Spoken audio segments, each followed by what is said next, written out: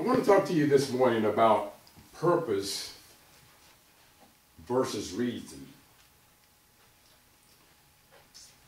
Did I say that backwards? I want to talk about reason versus season. Yeah, reason versus season.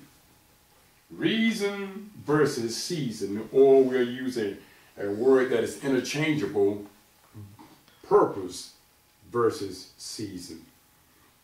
Many people, particularly in Christendom, are aborting their purpose because they think in during seasons. Let me read something to you. As we prepare to observe Dr. Martin Luther King's Day on tomorrow, the day he was born, and his great notable work for the freedom movement and equality for all men and women, regardless of creed or color. Let us take a long hard look at ourselves. I would ask you, have the purpose and the reason for this freedom machine in motion continued with the same vigor and drive? I don't want to spoil your party, but let the truth be known. We have failed miserably. We have failed. As a people, we have failed, not so much as the dream of Dr. Martin Luther King, but just the push. People of African American descent has come to somewhat of a standstill, and they think they have arrived. We have not arrived. And what I mean we have not arrived, we have not gotten to the place to where there's equality across the board, which is systemic. Particularly in this neck of the woods down here where we're located, I see the state staff, and I just begin to look and I say, where's the equality? Where's the balance of power? Where's the sharing of power? When I look at different things, I just don't see the balance of power being shared equally. And so that tells me there's either one or two things. Either African Americans down in this part of the woods, South, don't care, or they've come to a place of complacency, or they think they have arrived, or we think we have arrived and we just have stopped the fight. Or that there is a foot that's on our neck that won't allow us to get up. I choose to believe the first more so than the latter, because regardless of what your haters think of you, they can't really stop you. They can't stop you. They may slow you down and try to deter you, but they can't stop you. As we enter into this day of celebration, it's more than just celebrating a man's birthday. It's celebrating a movement. And Jesus came that we may have liberty. This is your God-given right, your inalienable right to be a free person. It is your right to pursue. The pursuit of happiness is your right to achieve all that you can achieve without being held back because of your creed, your color, or your descent. But the problem is, even in Christendom, we get in these big churches and we sit all idle and sit pious, or even in the small churches, and we think we have arrived. So there's no need to fight. There's so many more brothers and sisters still out there that we need to fight for. And I'm not trying to get off into a political message here, but I do want to point out the reason, believe it or not, we have some African Americans saying we need to do away with affirmative action. The reason affirmative action was brought about, it was to make the so-called powers to be do what they're supposed to do in the first place. So if we do away with affirmative action,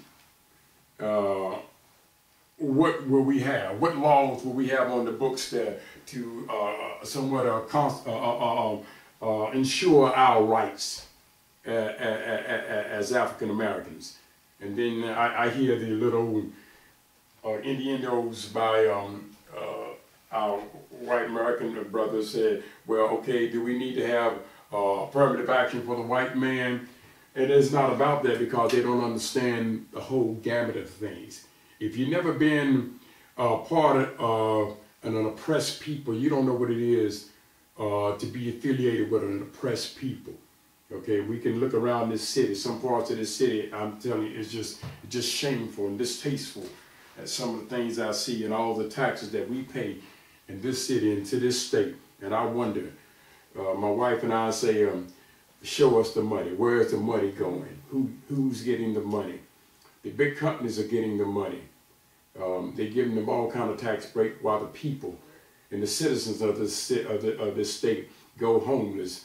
The people of this citizens of this state go hungry. The citizen, the children in this state is getting less than a supreme education. We scored a D. The teachers scored A.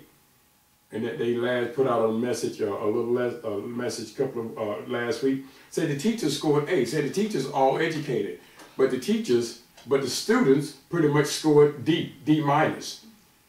What does it matter if the teachers know and the students are not advancing? So, but the point I'm trying to make here is purpose. Purpose. Martin Luther King said, and then I'm reading, I want to quote this correctly.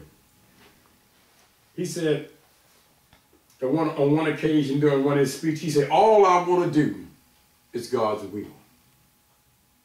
He said, he would like long life and longevity has its place.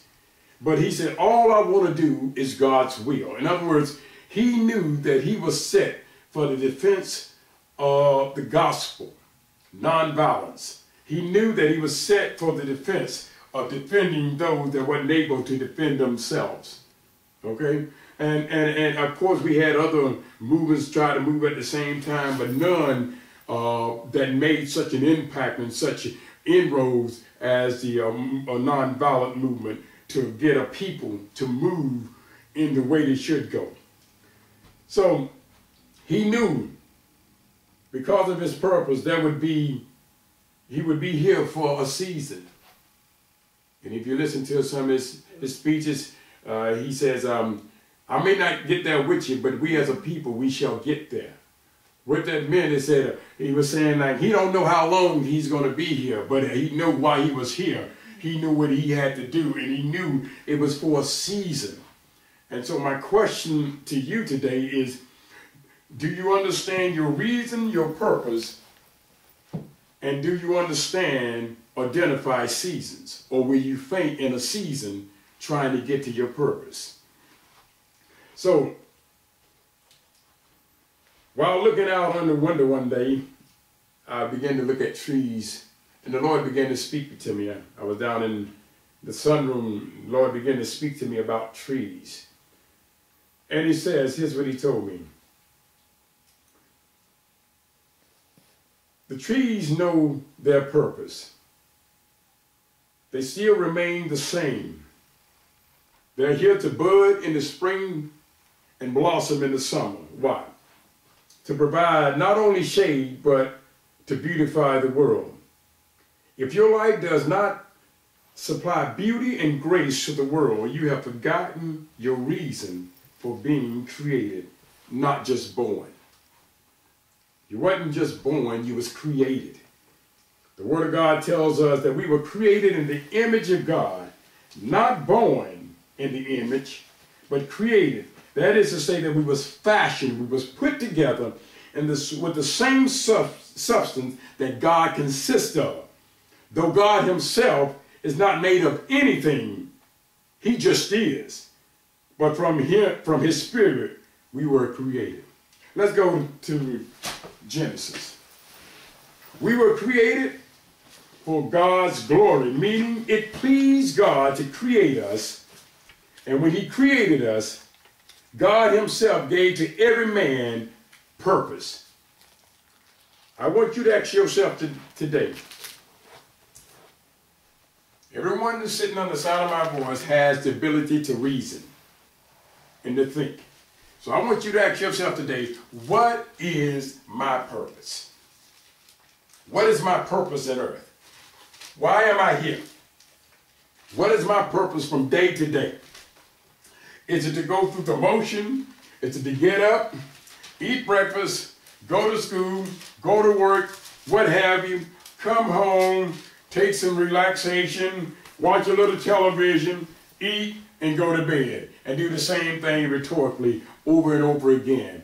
If that's your daily routine, then I'm here to tell you, you need to be in search of your purpose. Every one of us, each and every one of us has a purpose in life.